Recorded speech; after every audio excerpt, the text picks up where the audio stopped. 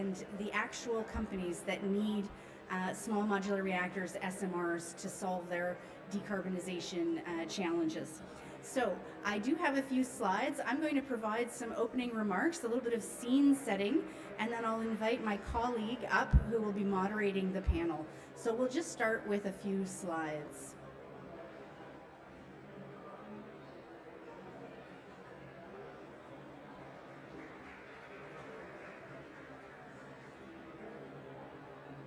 Next slide, please.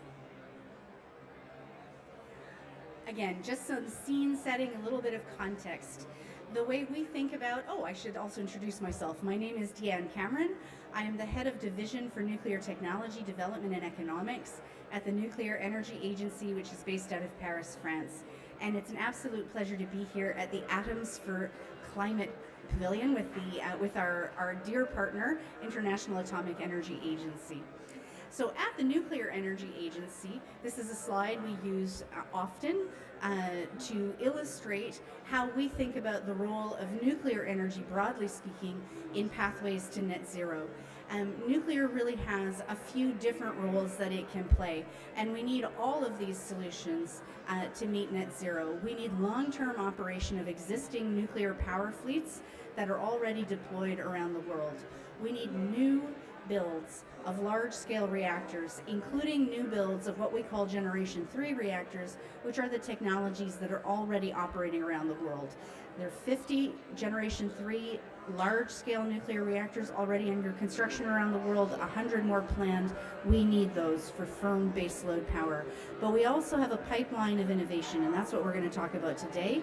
Pipeline of innovation in what we call next generation or advanced reactors, small modular reactors, and they have a really exciting role that they can play in these hard-to-abate sectors, both on-grid and off-grid, both for power and heat. And non-electric applications. Turning to the next slide, I just want to tell you a little bit about the technologies that are under development in this pipeline of SMRs, and then we'll turn to the panel discussion with the end users. One of the main messages I'd like to leave you with is this idea that there's actually a really interesting diversity, a range of different SMR technologies that are under development.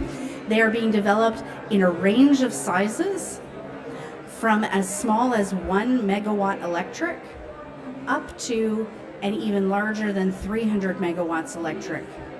They're also being developed in a range of temperatures, ranging from some of the light water SMRs around 285 degrees Celsius, all the way up to around 800 degrees Celsius for some of the more advanced reactor technologies. Now, what we've shown on this scatter plot are just examples of some of these reactors in that range of sizes and the range of temperatures. You can see the horizontal colored bars indicate some of the temperature requirements of various heavy industries. And at the very top, in excess of 1,000 degrees Celsius, you see some of the highest temperature industrial users. And you don't see any SMRs plotted in our scatter plot there. Now, that's not because there are no reactors that are being developed for that, it's just that they're further out. So we've plotted some of the reactors that we expect to be commercially ready in the next 5 years or so. There is R&D happening to try to reach those higher temperatures, but at least in the next 5 years, we have a high degree of confidence that commercially viable SMRs are going to be there right up to that 800 degrees Celsius mark. Turning to the next slide, again, just to give you a sense of the diversity of work that's happening. There are reactors being developed all over the world. And these are some of the places and some of the companies, and just to give you that sense of how much activity there is in this space. The International Atomic Energy Agency maintains a database where they track the development of, or they track the technical characteristics of about 83 reactors that are under development. I'm going to tell you a little bit about the NEA SMR dashboard in a minute. Turning to the next slide, again, just giving you a sense of the range of things under development. These are some of the different reactor concepts. Some of them are water-cooled, which means that they are, in essence, an incremental innovation compared to the reactors that are deployed around the world today already. But then you have these other reactors, gas-cooled, fast spectrum instead of thermal spectrum, molten salts, micro reactors. There's a lot of different concepts. And so when someone says SMR, because I think people are starting to talk about SMRs, you should know it's not just one thing, and it's not just one SMR that's going to solve every industrial need. It's actually going to be a range and a set of complementary reactor technologies, and these are some of the companies that are developing the concepts. Next slide, please. And in addition to the different technology concepts, there's also different configurations, and this is really exciting. Many of them are planning land-based deployments. Great. That's going to be fantastic for both on-grid and also some off-grid applications, but some of them are also planning multi-module deployments, which means that they are kind of like a battery pack. You might have 1 or 2 or 3 or 4 or 5 or 6, and they kind of scale up and down together as a pack. And so that multi-module configuration might be especially interesting in some applications. Some of them are planning to be marine-based. And that's really exciting. Offshore power solves some of the challenges in dense urban areas to be able to put your power source offshore. So the offshore, the marine-based ones, some of them are planned to be static to provide electricity to a grid, but others are aiming to be transportable, marine transportable, and they could either be the source of propulsion or they could be a source of power that you can take from one mine site to the other on a barge. So there are some marine configurations that are planned, again, to try and solve some of the most challenging, hard-to-abate sectors. Marine merchant shipping today burns bunker fuel, which is even more emitting than diesel. And we need an alternative. We need a solution to that. And so some of these marine-based SMRs are trying to solve that, crack that nut. And then at the end there, the mobile units. These are especially interesting. These are micro units, very small, maybe 1 megawatt electric in that range. And these could be very useful in disaster relief. So after a hurricane or after a storm or takes out the power in a region, you might be able to bring in a unit to power the recovery period. So again, what I really want to leave you with is this idea of a lot of different approaches to solve a lot of different unique challenges. Next slide, please. So I have just 2 slides left. By way of introduction, I want to tell you a little bit about how we think about SMRs at the NEA, that's the Nuclear Energy Agency, where I am from. This is an illustration of the thinking behind our NEA SMR strategy.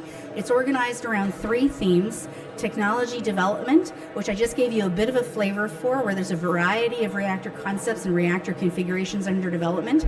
On the right-hand side, our 3rd theme is around applications and markets, and that's what today's discussion is going to be about, listening to the actual end users who need on-grid, off-grid, district heat, industrial heat, marine and hydrogen energy production solutions. What do they need? What sizes? What temperatures? What timelines? What are their challenges? How do they think about their decarbonization options? So we're going to hear about that. Connecting those 2 themes, though, is our theme number 2 in our strategy, which is the enabling conditions. These are the bridges that are going to connect the technology developers to the markets and applications, because beyond technical feasibility, it's not good enough to just have a technical design that is going to work. You have to have the policy frameworks, you have to have the regulatory pathways, the legal aspects, the safety and security aspects. You need a fuel supply, and we're going to hear a little bit about that. Fuel supply chain. Where is the fuel going to come from for these SMRs? You need a supply chain. You need a talent pipeline, public engagement and trust, because now we're talking about deploying nuclear technologies into physical locations and communities that maybe don't have any experience with nuclear.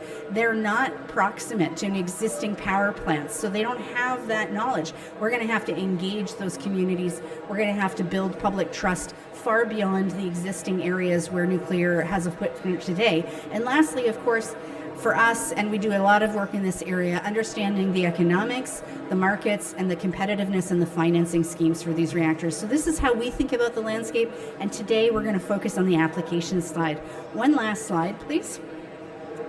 I've already really spoken to this, but since the slide was in the slide deck, I'll just speak to it very briefly. These are some of the areas where SMRs could play a role to replace coal on grid, to replace bunker fuel for marine merchant shipping, to replace diesel for off-grid mining, and to produce heat and hydrogen. Just some examples. And now, without any further ado, I'd like to introduce our moderator for the session. Michel Berthelemy is a senior economist from my team at the Nuclear Energy Agency. Prior to working at the NEA, he was an energy economist at the French Atomic Energy Commission, the CEA. He has a PhD in energy economics from the École des Mines in Paris, France. And please join us, Michel, and then Michel will introduce and invite our panelists. I hope you enjoy the session.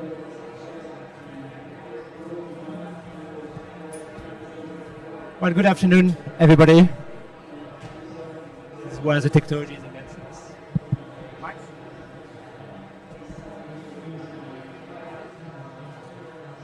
Transition time. Oh, here we go. Good afternoon, everybody. So now I'm very happy to moderate this exciting panel that will take us on a journey where we will cover a range of new areas, new markets, new applications where SMR are currently considered to address decarbonisation challenge. So I would like to invite our panelists to join us on stage. Andre from there, please all come on stage together. I don't want to be on my own.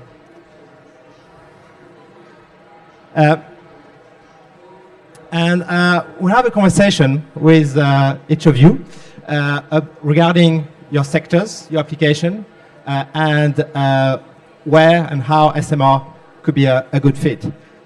You also noted on the slide that we had five panelists, and two are not here, and that's because we're gonna hear from them with pre-recorded remarks. So I would like to start with Andre from Dow Chemical. Andre, the Max is still working. There we go. No, so thank you so much. What? All right. Nearly there. There we go. Andre, you are the Chief Sustainability Officer at Dow Chemical, where you're also the Vice President of Environment, Health and Safety. You have a PhD in physical chemistry from the University of Sao Paulo. We heard recently public announcement regarding partnership with an SMR vendor, X Energy in the US. Can you tell us a little bit about the public commitment that Dow Chemical made on SMR? Sure. So thank you for the invitation. I think that this entire COP27, thank you, is about one of the big themes is to tackle decarbonization. I personally always believed in my career in research and development that nuclear is one of the technologies that will enable it, and it is certainly real for us. If you give me some time, what I would like to do is to probably talk about my view of the role of small modular nuclear reactors in the chemical sector, not specifically about Dow, and then I can deep dive as much as you want, but the chemical sector is critical to everything, right? If you include ammonia production, which is fertilizer, which equals food, the total emissions from the chemical sector is like 6% of the global CO2 emissions. So the world as we understand wouldn't exist without the chemical industry, right? Every material around us, and that is 6%. And ammonia itself is 30% of that, give or take. So it's a real number, it's a meaningful number, and we need to tackle it. And if I look at the breakdown on what are direct emissions versus power and heat, you're going to have something like 40-ish% are direct emissions from the industry, and everything else is going to be a breakdown between power and heat. So simply saying, the value of nuclear technology is to provide the decarbonization of, at minimum, 60% of the entire chemical industry, because that's about power and heat. And that is massive. It's enabling the society as we understand it at a much lower emission. And so that is the reason for why we went for it, and that is why we believe. And in regards to your specific question, So yes, we did made a public announcement in a partnership with X Energy, and we have a goal of by end of the decade have a 320 megawatt small modular nuclear reactor generating the power and the heat to supply one of our sites in North America. Excellent. Thank you very much. We'll now move to a second panelist, which will be joining us with a pre-recorded video, which will be playing in a second. But let me just introduce the speaker. Jon Carmack is a senior technical advisor at the Office of Nuclear Energy in the United States Department of Energy. He has a PhD in nuclear, in fuel and materials, and he's been at the INL for many years. So now we're going to hear from Jon about desalinations, what are the challenges, opportunities, and new technologies to move forward. There we go. Hello and good day. It is a pleasure to speak to you today. My name is Jon Carmack. I am a senior technical advisor with the Office of Nuclear Energy in the United States Department of Energy. I would like to thank the organizers, Diane Cameron, and my co-panelists for the opportunity to engage with you today on this important topic. Because I believe we absolutely need new advanced nuclear energy technologies to help us decarbonize our economies. We are experiencing profound shifts in the water cycle, creating risks for both people and nature. And globally, we are experiencing increased instances of drought, as well as more and more extreme weather events that lead to flooding and inundation events. Here in the United States, we're experiencing this now through a long-term drought in the Western United States, but also effects are now being felt across the entire United States. For example, in this image behind me today, I took this image, this picture last week of the mighty Mississippi River, which is experiencing a historically low flow event during the very busy fall agricultural harvest season, impacting the supply of grain and foodstuffs to much of the globe. In my picture, the river is normally approximately 1 mile wide, but now today is just a few hundred yards wide and reduced to one-way river traffic with barges limited to half capacity.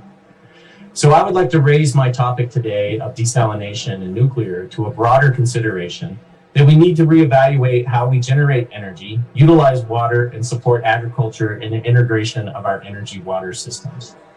These issues directly impact local communities and peoples, and we have to find ways to solve water scarcity challenges at many different levels. Nuclear, as the highest power density fuel available to us today, provides tremendous opportunities to utilize it for energy production in new and innovative ways that allow us to not only decarbonize our economies, but also secure our water resources. I now use the term water treatment and purification because I understand that desalination isn't the only technology available for water purification and treatment, and advancements are being made daily. This has the possibility to open up broader consideration of the use of nuclear energy for water purification and treatment, because previous assumptions were that high temperature distillation was required to purify and treat the most difficult, brackish, high salinity water. But advances in water treatment technologies may now open up more opportunities for advanced nuclear technologies to support solving our water scarcity challenges. And I'll note just a couple of examples here in the United States where water security, water scarcity, and nuclear technology are being integrated. For example, a company here in the United States called NuScale is working to build their first demonstration reactor in Idaho and is currently being designed to utilize direct air cooling on the secondary side to dramatically reduce the need for water withdrawal and utilization. In addition, our Arizona Public Service utility, which operates the largest nuclear power generating station in the United States at the dry, arid, water-stressed area of Arizona, is actively working to use alternative sources of water supply rather than drawing from freshwater sources. They have been working with their local municipal cities and counties to utilize gray water instead of withdrawing from local freshwater sources. So these are yet some examples of what innovation can hold for us in the future. So we would advocate for development of cost-competitive desalination and water purification technologies, transforming produced water from a waste to a resource, reduce water impacts in the power sector, increase resource recovery from wastewaters, and develop small modular energy water integrated systems. I thank you for your time today and the opportunity for this discussion. Thank you. So this was remarks from Jon Carmack on desalination, which I think we can all agree is an important, very important topic for this COP. I think if you're not aware of it, remind us all that fresh water we drink here in Sharm el-Sheikh is brought by truck from the Nile. So, you know, it's very, you know, here, you know, in all places, we can really see the challenge and why it's important to have solutions, low carbon solution, to address this energy needs. We'll now talk about district heating, which, you know, to some extent is not very fitting for this part of the world, but it is for many areas that, you know, need heating, which is also important for energy security issues. And I'm very pleased that Katie Jereza from EPRI is with us today. Katie, you're the Vice President of Corporate Affairs at EPRI. You have over 30 years of experience in the sector, and previously you were also at the Department of Energy as Deputy Assistant Secretary in the Office of Electricity. I have a first question with you on the experience regarding district heating in the world. There has been a number of reactors that have used been used for providing district heating in the world. So I was hoping you would tell us about what are the lessons learned regarding district heating from nuclear. Sure, and thank you for that kind introduction. And so when it comes to district heating, it's been in use for over 150 years, and there's more than 700 applications that it has been in use. And it's been in use for various applications for research campuses, universities, military bases, wherever you have kind of like a campus kind of environment, because you can take advantage of a cluster of buildings or uses when it comes to that. And I'd say we have a statistic so that in Europe, about 12% of heating makes up some of the carbon emissions in the UN. In Europe, 113 million tons of carbon dioxide per year. And so one of the opportunities with district heating is by centralizing energy production. And so what's happening is it's also been known as tri-generation. So you're generating electricity, but you're also generating steam, and so you're heating with the steam, and then you're also running the cooling as well. So by doing that, you get energy savings, you get carbon and greenhouse gas emission savings, and you also get resilience and reliability out of that as well, because you have a more robust network to support both your energy and heating and cooling needs. So let's see. So some of the piping networks. So a lot of times these are also in underground piping networks, and for those of us who survive droughts or storms, we know that having above ground can get knocked out in those kind of situations with this extreme heat or wind. And so having underground system adds with the resilience. It combines, it's also combined heat and power for industrial applications. It also deals with the industrial waste heat. Renewable energy sources can be used, and so can biomass, natural sources of heating and cooling. And so traditionally, district energy systems have carbon-based fuels for power. And so many of these end-user institutions and facilities have been given a mandate to decarbonize. And so options to achieve decarbonization include connection to a green electric grid, switching to low-carbon fuel sources, and use of nuclear energy. So advanced nuclear is one of the few options that matches both the physical size and thermal load that these users need, because a smaller footprint in these clustered or urban centers is very important. So as you know, nuclear is carbon-free, it operates with a high capacity factor, and is energy dense. So it provides a lot of power without requiring much space to operate. However, large nuclear plants are geographically located far away from population centers, which has traditionally limited the opportunity to provide the type of heat suitable for district energy systems. A class of reactors suitable in size for campus, other than institutional environments, now has greater flexibility by the new advances in microreactors that are available today. So when we get into the partnerships, I'll talk a little bit more about some of the research opportunities that we have. Thank you very much, Katie. Now it's time again for a pre-recorded video, and we will now turn to new classes of reactors. As we heard from Diane in her introductory remarks, some reactors can be mobile, can be transportable, and this offers new opportunities for off-grid regions. Typically, we can think about mining operations, large industrial applications that are not connected to the grid, but that requires energy at scale. So with that, we invite our colleagues to start the video from Lori. If you can just pause, I want, however, to take the time to introduce Lori. She deserves an introduction. Lori-Anne Ramsay is a Chief Business Development Officer at a company called Prodigy Energy, which she co-founded nearly 4 years ago in 2018, time flies. And prior to that, she has extensive experience in the nuclear sector with Gen 4 systems, but also in the pharmaceutical sectors. So with that, I invite this video of Lori-Anne. Hi everyone, thank you so very much for inviting me to participate in today's event. My name is Lori-Anne Ramsay. I am a co-founder and a Chief Business Development Officer for Prodigy Clean Energy. Today I will be providing some remarks on Prodigy's technologies, our transportable nuclear facilities, including application for off-grid power generation. I will go ahead and share my slides. So the challenge with nuclear power deployment is that historically, it's been too expensive to build.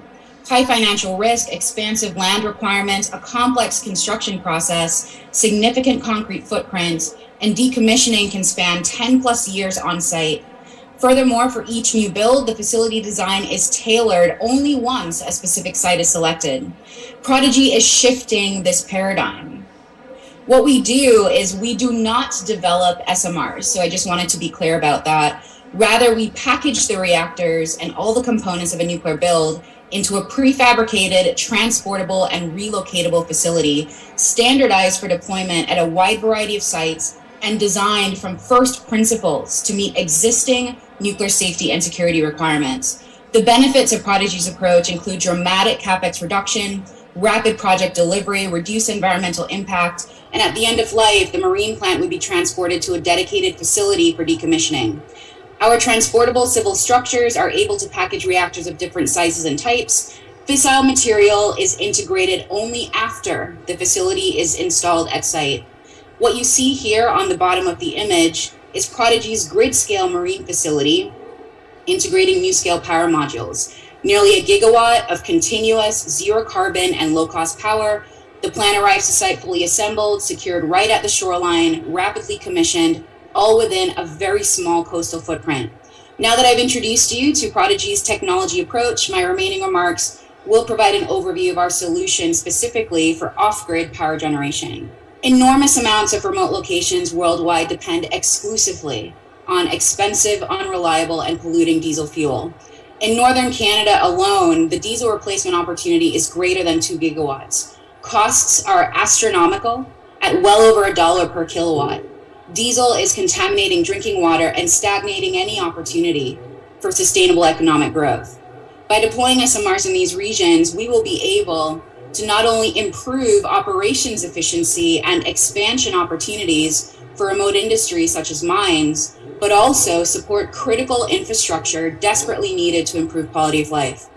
In 2019, Prodigy was commissioned by a multinational mining company to design a transportable nuclear facility specifically for off-grid power generation.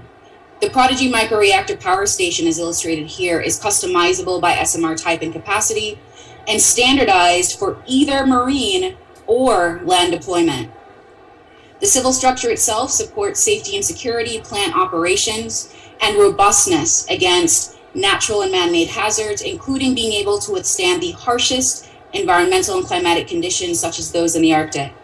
Our design incorporates decommissioning technologies and processes intrinsically, such that removal of the facility from the site at end of life is more efficient, enabling immediate site recovery and repurposing. Prefabrication, minimal site preparation, as well as the ability to relocate and potentially redeploy the facility are all very important design features for mining companies and indigenous communities. Using our technology, we will be able to deploy nuclear power in even the most remote and logistically constrained coastal and landlocked locations around the world.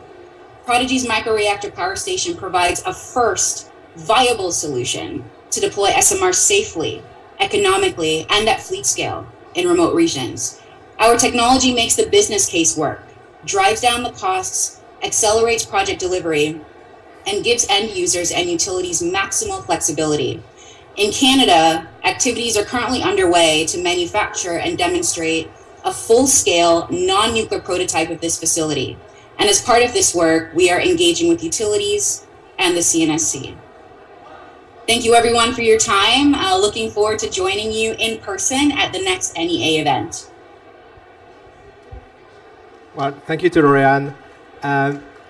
With her presentation, you really have a prime example about the new reactor configuration that Diane mentioned, but also new delivery models to meet new energy needs, in particular in these remote regions where access to energy is sometimes a challenge.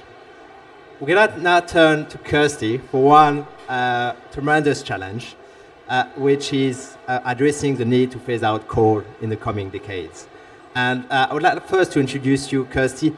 Even though you need no introduction, you are a good friend of the NEA, but you're also the co-founder and managing director of the NGO TerraPraxis. You've been a global thought leader in the nuclear space for the last 15 years. You have also founded Lucid Catalyst with your partner in crime, Eric. And one of your new flagship activity, which I'm sure some of you have already heard at COP, is the Coal Repowering Initiative. Can you tell us more about it? That was a very kind introduction. Thank you. Hello, everybody. My name is Kirsty Gogan. I'm the co-founder of TerraPraxis, as Michelle said, and our mission is really to design and accelerate the delivery and deployment of very scalable climate solutions, particularly targeting the toughest to decarbonize parts of the economy. Now, as Michelle mentioned, one of our flagship programs is focusing on one of those really tough to decarbonize sectors, that's coal. Currently contributes almost a third of total global carbon emissions. There's 2 terawatts of coal currently operating worldwide. And you know what, guys? It's not going anywhere. Despite, the commitments that were made at COP26 to phase down or phase out coal, the truth is that coal has been booming since then. It's broken records last year. It's breaking records again this year. And there's a good reason for that. The reason is that we need the energy. It's very, very challenging to expect that we would just close down those coal plants, just abandon those assets. There's $1 trillion of unrecovered capital in the global coal fleet. About half of the global fleet is on average only 14 years old, and that coal fleet is supplying really needed, reliable energy to citizens and businesses. Even in countries with old coal, like in the United States and Canada and Europe, it's very challenging and controversial to think that we can shut down these plants because the communities that depend on them for energy, for jobs, for socioeconomic benefits. So the prospect of closing these plants is devastating to these communities. So what do we do? Well, this is where SMRs can be incredibly valuable. They could potentially supply high enough temperature heat linked via a thermal energy storage system to replace the coal, so stop burning coal at these plants, but continue using the existing power island, the existing turbines. Now, obviously, there's 2 terawatts of coal around the world. That's about 2,400 coal plants. That's about 7,000 units.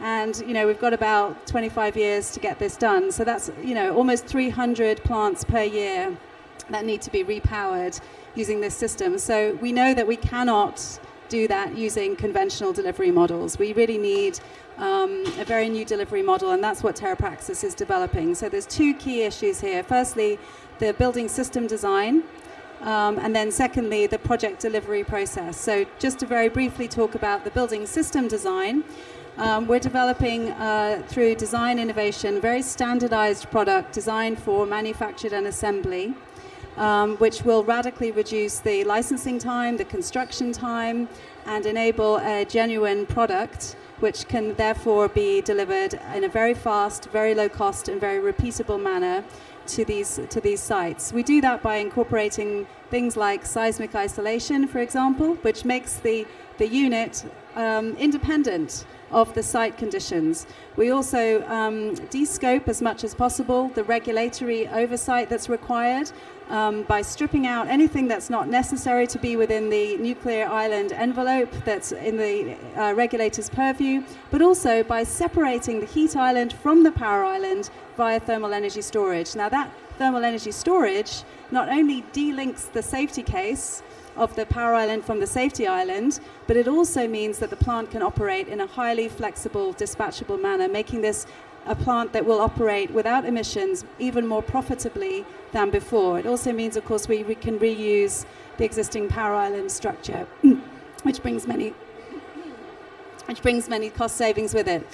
Now, that's all very well, but the coal plant owners are facing a very difficult challenge. If they were to begin to consider this using the conventional project delivery method, they would need to spend hundreds of millions of dollars and years doing feasibility studies before they even know whether they are ready to make an investment decision.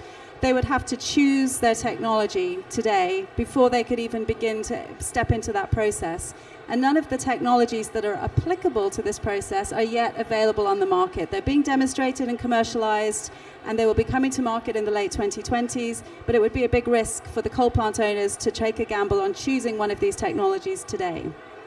So what we're doing is developing essentially an architecture within which any one of these heat sources can eventually be put, enabling the customer to step into the development process without needing to choose a reactor design. And Microsoft have partnered with us to apply their unparalleled digital capability to develop a series of highly automated tools, including satellite imagery of sites, including site characterization and design automation, which is the first of these tools is available. We've launched it at this COP. It's called the Evaluate tool. I have some nice QR codes here, so you can click the QR code that I'll distribute afterwards and go and visit the site and watch a demo video of the Evaluate tool, which enables coal plant owners to do the early evaluation of the cost and schedule for repowering their plants, enabling them to then go into step through the design and the subsequent processes for which new tools will also be coming to market and available. We're also partnering with Schneider Electric, who specialize in delivering almost completed and pre-commissioned stacks of the mechanical and engineering components, which will then just be, delivered intact, ready to go, ready to be plugged into the site. So we're also working with a whole bunch of the advanced heat source vendors. I'll just give you one quick analogy, which is that today, if you want to build a power island, imagine a power plant. Imagine a power plant is like a kitchen, okay? And you need to build a new kitchen.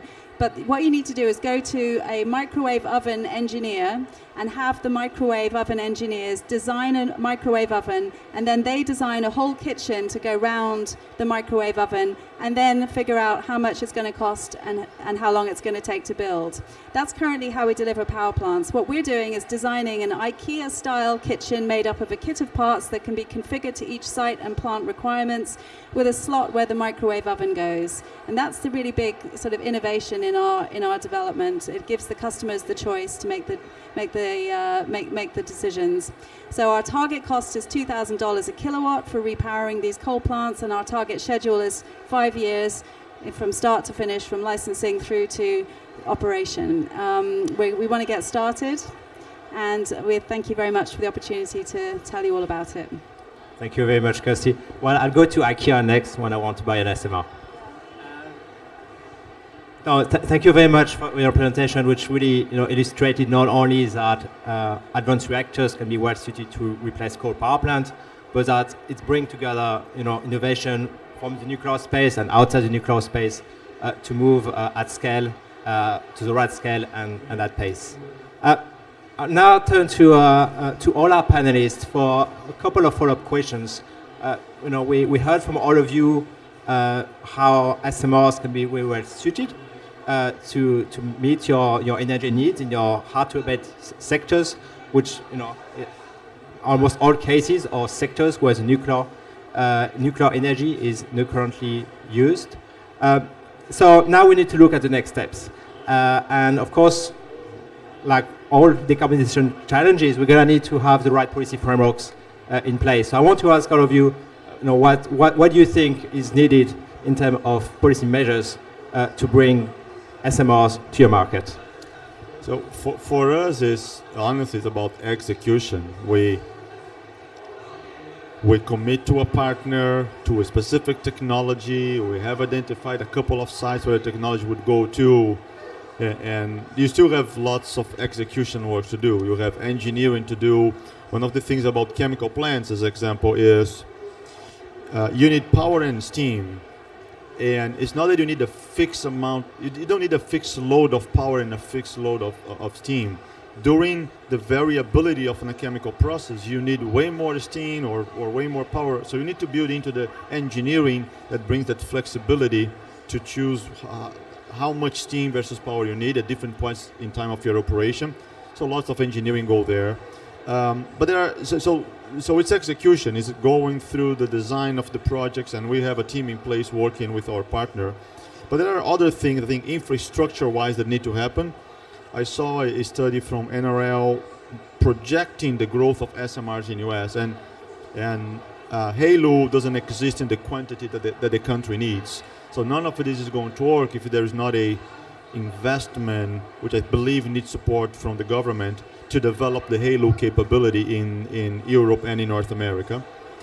I think that's another element that is in the execution time. And I think there is also I like to think about frequencies. The frequency of a new chemical plant is much, much higher than the frequency of a historically new nuclear plant. And so you have a out of sync reality. And we need to bring those two frequencies of new technology to be implemented.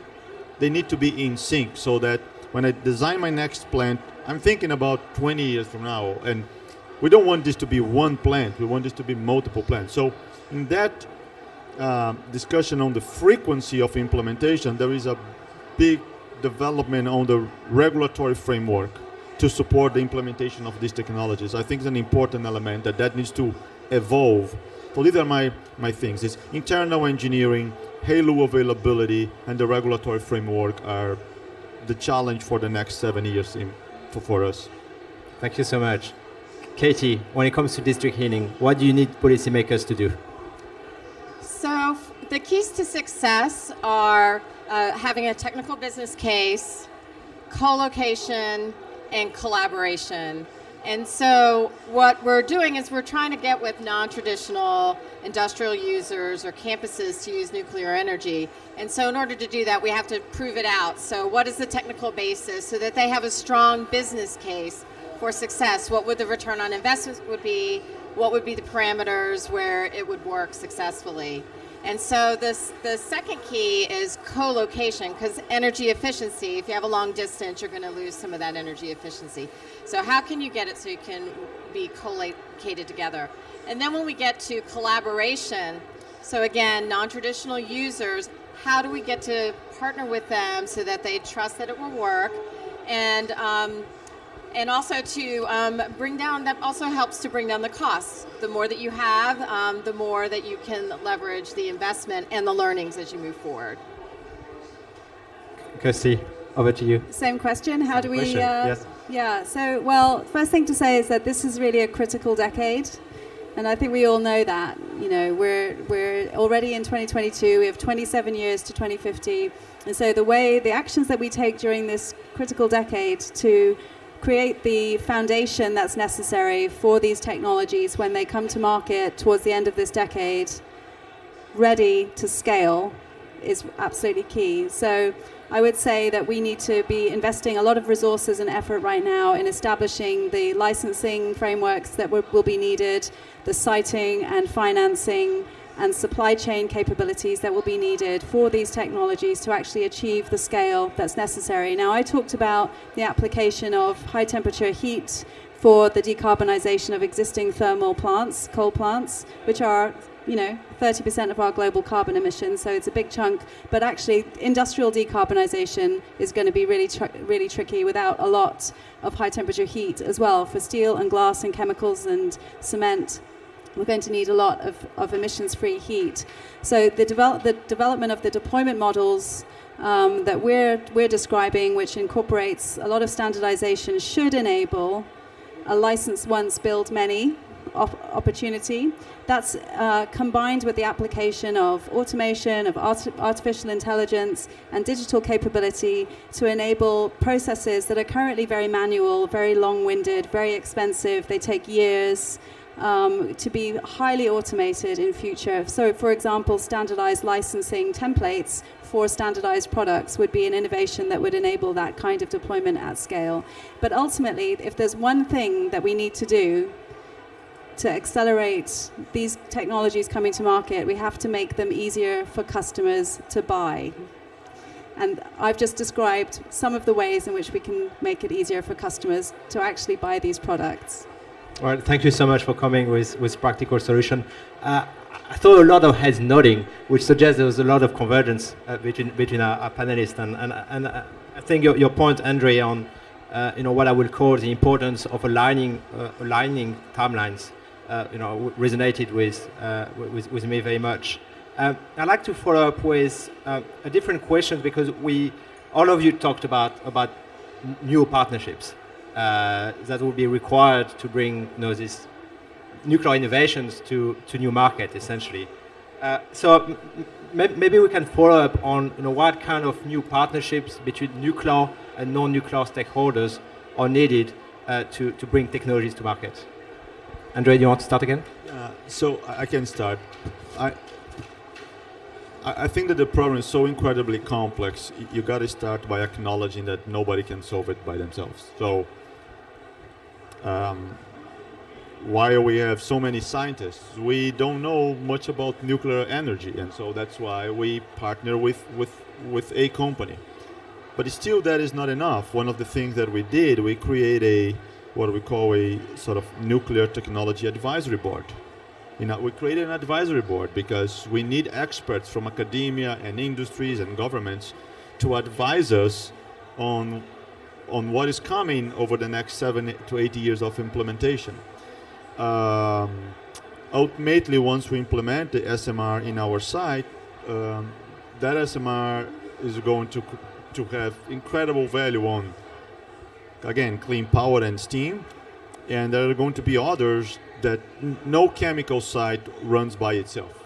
The complexity of these integrations of the chemical industry, you have other players, and so there's an education to the other players because they will benefit from this investment in technology as well. Ultimately, we don't want to be the owners of the generation, so we are attracting partners in the finance world to do that with us. So it's a very complex ecosystem. You gotta understand. I think each company in this ecosystem needs to understand what are their strengths and where they need help, and partner across the value chain to accelerate. It's all about the speed of delivery. And I fully agree with your statement. Is for companies not in the nuclear sector, for us the most powerful thing is stability, prediction, the ability to know what it will take from the regulatory framework to do it, what is going to be the time, the true cost of construction. There are so many unknowns right now because we are proud to take the lead, but we are taking the risk too because there's no other company in the chemical sector that did it what we are going to do. So, Well, thank you so much for that. Katie. Okay, since we're a research development and deployment institute, a research project is a great way to develop new projects. So we're launching something called Nuclear District Energy called NEA. And that collaborative project brings a consortium of partners together to look at the technical policy and regulatory issues in order to deploy the technologies and deliver the business case.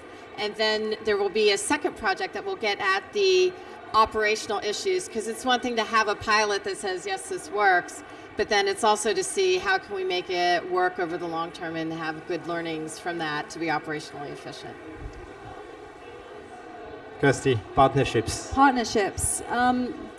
Well, I would say that there's many, we couldn't do what we do without partners. We're a very small organization with very, limited resources, and, thanks to our incredible partners, including NEA and IAEA, but also the larger sort of ecosystem of nonprofit organizations that are working on the, vast array of these agendas, from public advocacy to licensing reform and policymakers, developing, the right kind of market conditions for these technologies.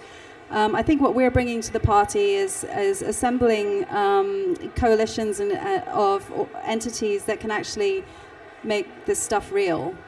We've been really fortunate to have, attracted the attention of Microsoft. Last year, we participated in a sustainability hackathon to build the sort of beta version of this evaluate tool, which will enable every single coal plant owner in the world to be able to evaluate their plant for repowering. And the cost and schedule associated with that. And we won the hackathon, which was kind of crazy. We found out later 22,000 teams were participating in the hackathon. We didn't know that at the time, so it would have been very intimidating. And we've since been working with Microsoft and recently signed a strategic collaboration agreement with the president of the company, which has created an incredible mandate for Microsoft to really deploy and mobilize their resources. Not only the digital capabilities that I was describing before to build these applications that can support customers to step through the project development process, but actually, Microsoft supplies IT services to every single utility in the world. So now what we essentially have is the largest marketing machine in the world, pitching repowering coal to every single one of their coal plant owner customers. So that is a reach that we could never achieve on our own. Wonderful though this session is, I don't think we're going to reach the same levels of people and get right to the customers, and with the kind of insights into the economics and the socioeconomic and political factors in all of those regions, so we really benefit from these kinds of partnerships. And the same goes with our industrial partners, with Bryden Wood architect engineers who specialize in building system design, automated design, and they're taking forward the development of the architecture, and they're transferring proven, demonstrated capabilities that are already operating really successfully at radically reducing costs and schedules in other sectors, like in data centers and pharmaceuticals, and they're just bringing that capability in to help us solve this problem. So that's just a couple of examples of the way in which partnerships can help us to really create incredible multipliers and ultimately get to the destination that we all care about sooner. Well, congratulations for winning the hackathon. That was truly impressive. We have only a couple of minutes left. I'm going to ask each of you to give us one key message for COP27 as closing statement. If you can do it in 30 seconds, that would be amazing. Starting with Kirsty, as you have the mic. 30 seconds max.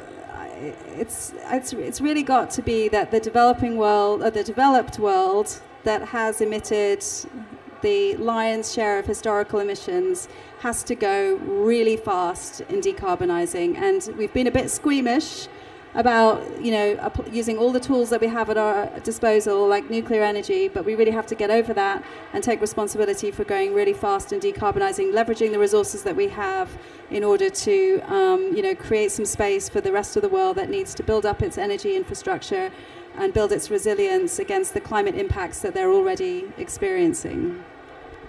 Katie? So I think we're all in this together, so we can look at nuclear energy as proven, it's safe, it is reliable, and it can be very cost effective in district heating and in many, many, many non-traditional applications. And I think the opportunity is there, and if we work on it together, we can get there faster. There is no way to decarbonize without nuclear. I'm really proud of Dow and X-Energy for the partnership to bring the first small modular nuclear reactor in a chemical manufacturing. Well, thank you so much. And please join me in giving a round of applause to all our panelists for so incredible insights. And now, without further ado, I'll give the floor to Jon Carmack for a couple of closing words. So just very briefly, microphone over here. I'd like to provide... Thank you. I'd like to provide very brief closing remarks. First, a huge thank you to our panelists who have already skedaddled and our excellent moderator. I just have a couple of observations I'd like to share. One is no one in this session is selling an SMR. So what we heard today, we heard directly from either the end users themselves or an entity in the ecosystem that is right next to the end users and has been interacting primarily with end users. So I think we all need to reflect, those of us who are in the nuclear sector, on what we heard today. We heard about what the chemical sector is thinking about in terms of their needs for high temperature industrial heat and steam. We heard about the need for desalination technologies and clean water technologies, district heating, mining, remote communities, marine deployment, and coal retrofit. And let's just keep in mind that what we heard today was not sort of the assumptions and the imagination of SMR technology developers and what they imagine the world needs. These are the needs as identified by the hard-to-abate sectors themselves. And in terms of the technology push side of the equation, I mentioned in the opening remarks, there is an incredibly useful database on the IAEA website that provides all of the technical information for about 83 SMRs that are under development. We at the NEA are preparing our own SMR dashboard that we'll be launching in the next couple of months. And we're going to be looking beyond, or we already are, most of the work is already done, looking beyond the technical considerations, the technical description, how big is it, what temperature, what moderator, what materials, looking beyond technology readiness to some of the other indicators of readiness for deployment and actual commercial viability. Licensing progress, financing progress, supply chain readiness, partnerships and engagement, and fuel availability. And by adding these additional metrics to technology readiness, our dashboard is going to provide a very good picture of those 83 concepts. Some of them are just paper ideas, but others are being pulled by the market demand. They're being pulled through the system. Financiers are seeing the potential of these, and so we're starting to see some of these technologies moving faster than others. And we think that's going to be really interesting and important information for the broader community to have. So we look forward to sharing that dashboard with you. Thank you again to our really interesting panelists. That was a fantastic discussion, and thank you to our moderator and to the audience. Have a great day.